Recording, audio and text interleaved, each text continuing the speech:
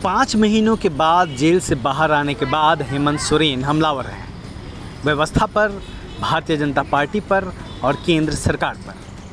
जिस तरीके से हाई कोर्ट का आदेश आया उसके बाद साफ हो गया है कि कहीं ना कहीं हेमंत सोरेन को जानबूझकर लोकसभा चुनाव के पहले फंसाया गया और एक साजिश के तहत जेल में भेज दिया गया और लोकसभा चुनाव के ख़त्म होने तक पूरी कोशिश की गई कि हेमंत सोरेन बाहर ना आए।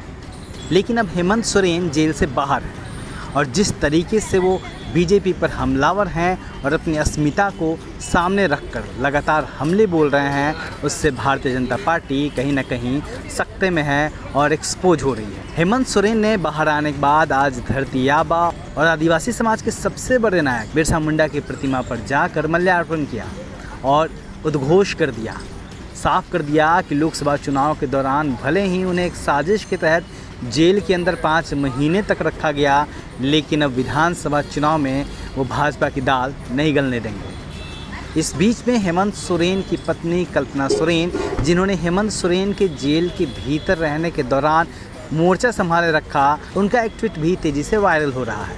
कल्पना मुर्मू सोरेन ने लिखा है कि हम आदिवासी बीज हैं, ज़मीन के नीचे जितना दबाओगे बरगद बन के बाहर निकल आएंगे।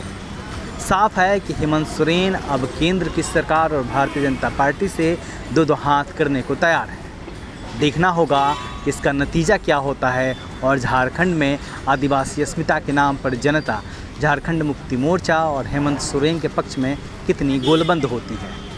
ब्यूरो रिपोर्ट, दलित दस्तक।